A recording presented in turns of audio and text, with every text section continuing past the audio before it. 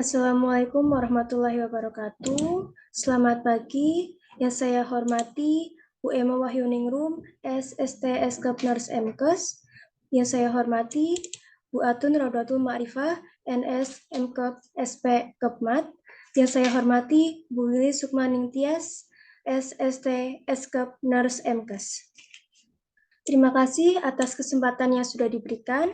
Kali ini saya akan mempresentasikan proposal skripsi saya yang berjudul Hubungan Pendamping Persalinan dengan Tingkat Kecemasan Menjalani Proses Persalinan di Puskesmas Kesugihan 1 Kabupaten Cilacap.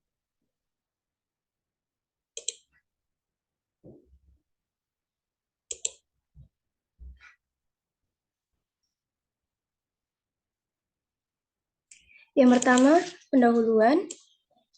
Proses persalinan pada dasarnya merupakan suatu hal fisiologis yang dialami oleh setiap ibu bersalin, sekaligus merupakan suatu hal yang menakjubkan bagi ibu dan keluarga. Proses persalinan merupakan pengalaman emosi dan melibatkan mekanisme fisik dan psikologi pada ibu melahirkan. Seorang ibu, terutama ibu dengan kehamilan pertama atau primigravida, cenderung merasa takut pada saat menghadapi persalinan. Hal yang dapat mengurangi rasa cemas ibu hamil saat menghadapi proses persalinan salah satunya adalah pendampingan oleh suami atau keluarga. Adanya pendampingan tersebut pada ibu hamil dapat memberikan perhatian, rasa aman, nyaman, semangat, serta menenteramkan hati dan pikiran ibu hamil tersebut, sehingga dapat mengurangi kecemasan.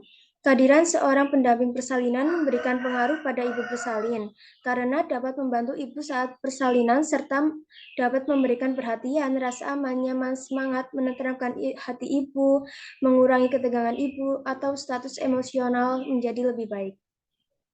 Penelitian sebelumnya menunjukkan bahwa 53,1% responden yang tidak didampingi oleh keluarga saat bersalin sebagian besar, 82,2% mengalami kecemasan berat saat proses bersalin, menurut Kartikasari et al. 2015. Hasil penelitian Pratiwi et al. 2021 menunjukkan ada pengaruh dukungan suami terhadap tingkat kecemasan ibu menjelang proses persalinan normal, P sama dengan 0,003.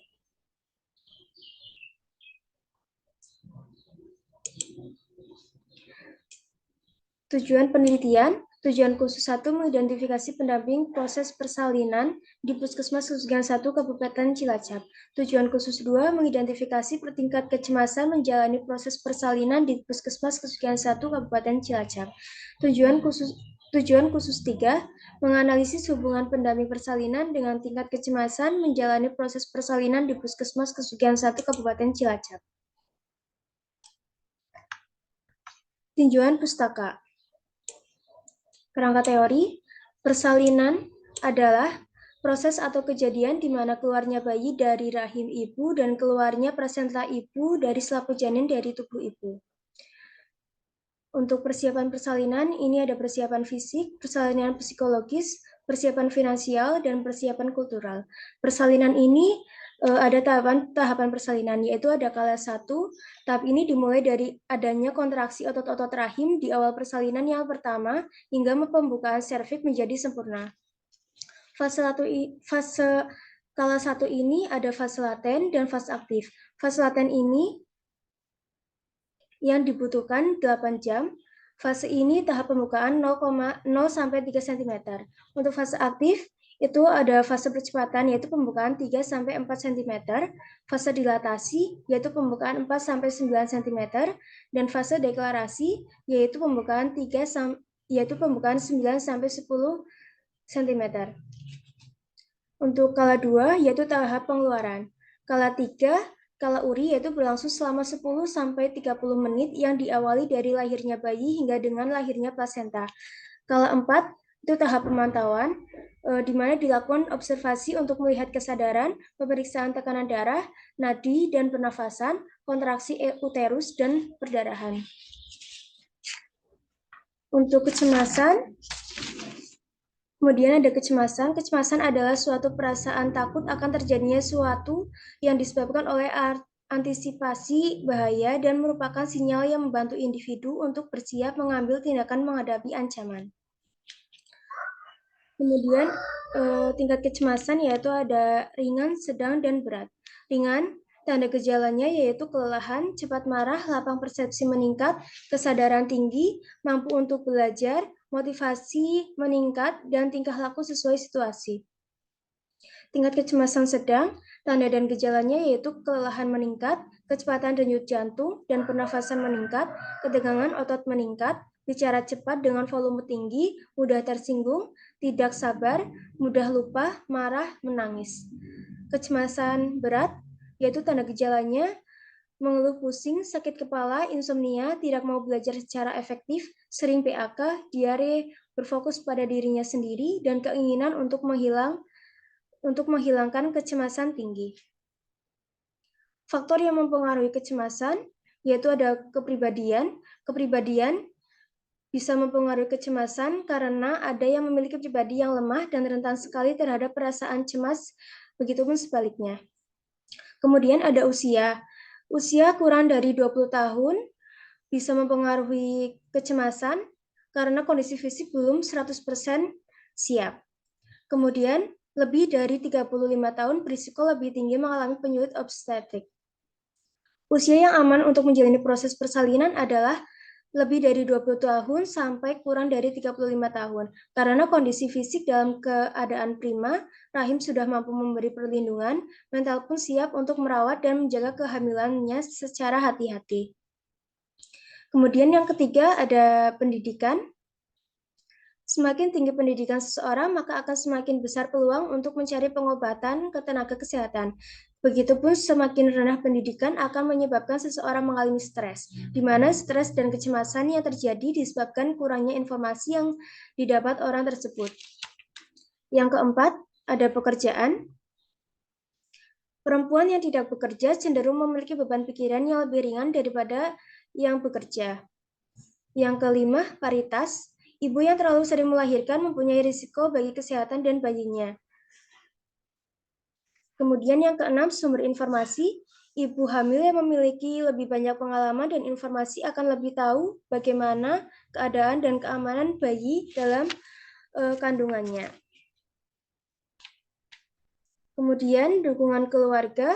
Kehamilan yang mendapat dukungan dari orang terdekat, terlebih dari suami, akan menimbulkan sikap yang menyenangkan dengan menjalani kehamilan. Tetapi jika tanpa dukungan orang terdekat, akan menimbulkan kecemasan. Ini untuk pendampingan persalinan adalah keberadaan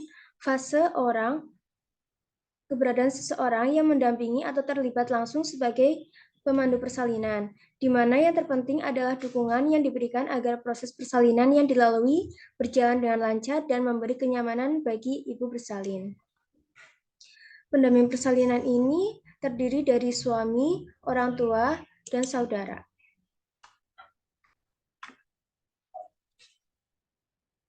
Kemudian ada variabel independen. Ini yang seperti ini variabel yang diteliti. Kemudian yang anak panah ini arah penelitian. Kemudian yang garis putus-putus ini variabel yang tidak diteliti. Variabel independen, pendamping persalinan. Variabel dependen, tingkat kecemasan ibu menjalani proses persalinan. Faktor yang mempengaruhi ini variabel yang diteliti, usia, tingkat pendidikan, pekerjaan, paritas. Variabel yang tidak diteliti, sumber informasi, dan kepribadian. HA ada hubungan pendamping persalinan dengan tingkat kecemasan menjalani proses persalinan di Puskesmas Kesugihan 1, Kabupaten Cilacap. HA tidak ada hubungan pendamping persalinan dengan tingkat kecemasan menjalani proses persalinan di Puskesmas Kesugihan 1, Kabupaten Cilacap.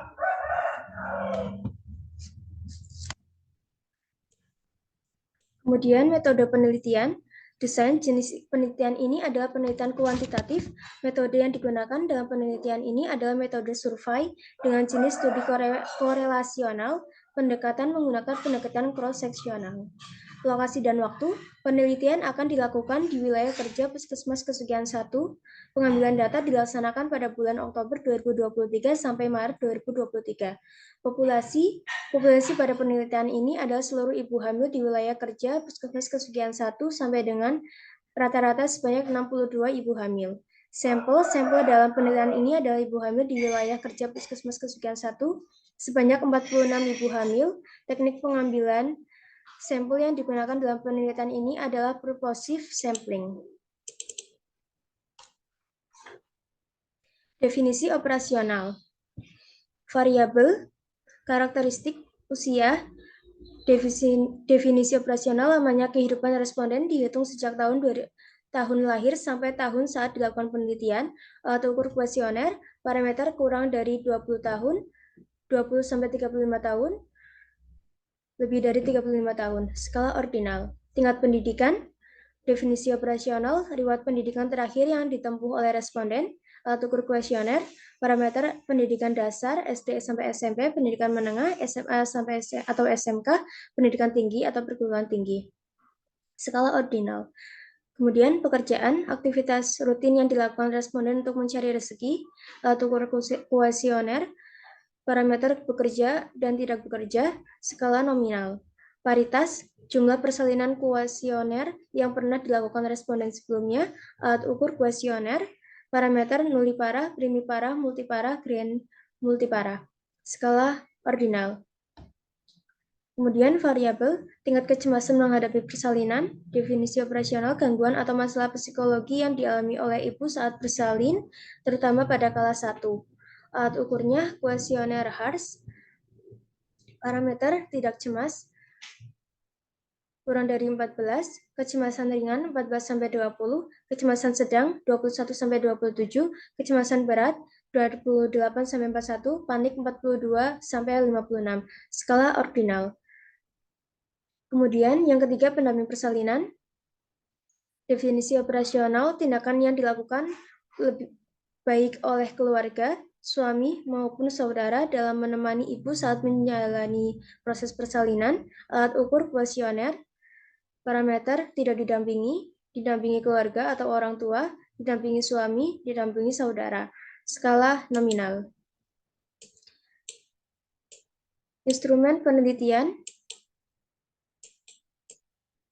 kuesioner kecemasan yang digunakan dalam penelitian ini adalah kuesioner berskala HARS, yaitu Hamilton Anxiety Rating Scale, instrumen kuesioner kecemasan Hamilton Rating Scale for Anxiety HARS yang diadaptasi dari penelitian SALAT 2019 yang digunakan untuk mengukur tingkat kecemasan seperti suasana hati, ketegangan, gejala fisik, dan kekhawatiran. Skala HARS pertama kali digunakan pada tahun 1959 yang diperkenalkan oleh Max Hamilton dan sekarang telah menjadi standar dalam pengukuran kecemasan terutama pada penelitian trial klinik. Kuesioner HARS terdiri dari 14 kelompok gejala kecemasan yang dijabarkan secara lebih spesifik. HARS telah diuji untuk reliabilitas dan validitas dengan hasil Cronbach alpha sebesar 0,793 dan terbukti reliable dengan hasil lebih dari 0,6 pada penelitian yang dilakukan oleh Kausar 2015. Pengolahan data, yaitu editing, penelitian dilakukan pemeriksaan ulang kuesioner di tempat pengumpulan data, peneliti kembali jawaban yang ada serta kelengkapan pengisian data kuesioner yang diisi oleh responden. Kemudian, scoring. Scoring dalam penelitian ini adalah kegiatan pemberian skor pada kuesioner jawaban responden yang terdapat dalam kuesioner.